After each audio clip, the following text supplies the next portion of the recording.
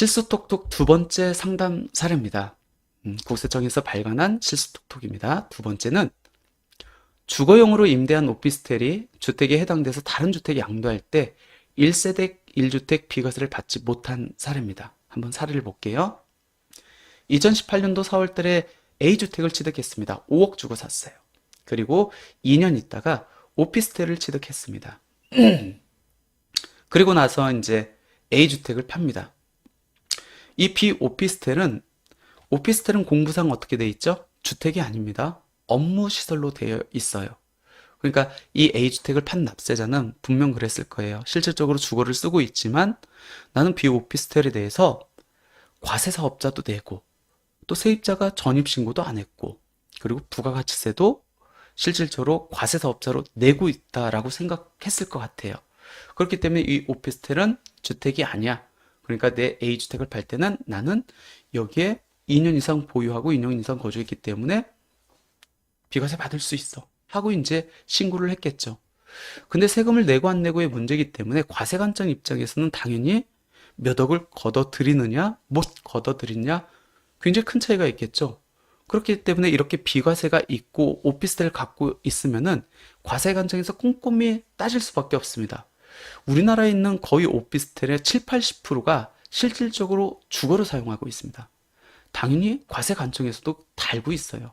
그렇기 때문에 저 비오피스텔에 설령 과세사업자로 사업자 등록이 되어 있고 전입신고가 안 돼 있다 할지라도 양도한 주택의 세금 차이가 크다라고 하면 실제 현장을 나가보기도 합니다.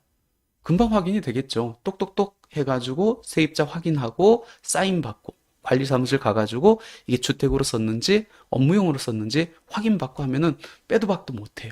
그렇기 때문에 주거용 오피스텔을 갖고 있는 분, 업무용으로 쓰고 있다고 하면 전혀 문제될 거 없습니다.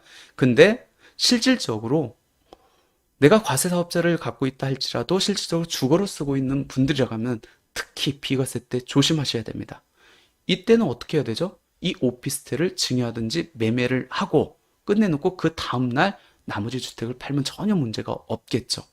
이 오피스텔 단순히 생각했다가 몇 억을 추징된 사례입니다. 이 케이스 같은 경우에는 납세자가 신고를 했어요. 12억 원 이하니까 세금 하나도 없다라고 이제 비과세로 이제 알고 있었겠죠.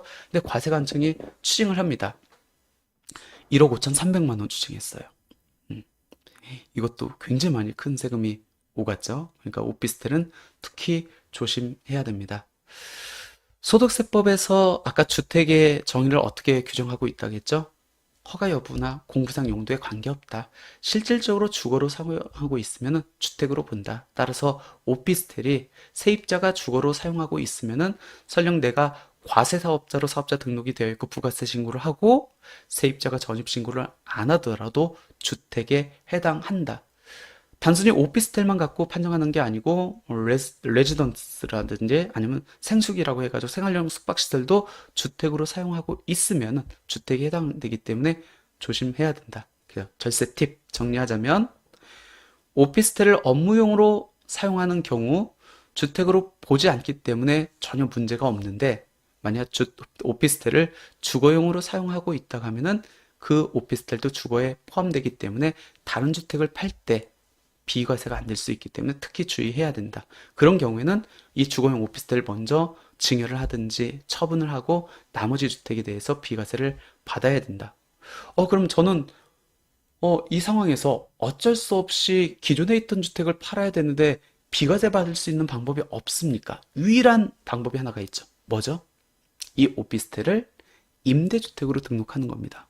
임대주택으로 등록하면은 이 주택에 대해서 2년 이상 거주를 했다고 하면은 어떤 특례를 적용받죠?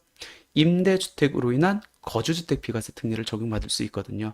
그러니까 내가 만약 오피스텔을 당장 뭐 팔 수 없는 상황이고 기존의 주택을 비과세를 받아야 된다. 그럼 이 오피스텔을 주택임대사업자로 등록해야 된다. 근데 주택임대사업자로 등록하면 몇 년 끌고 가야 되죠? 지금 10년을 끌고 가야 됩니다.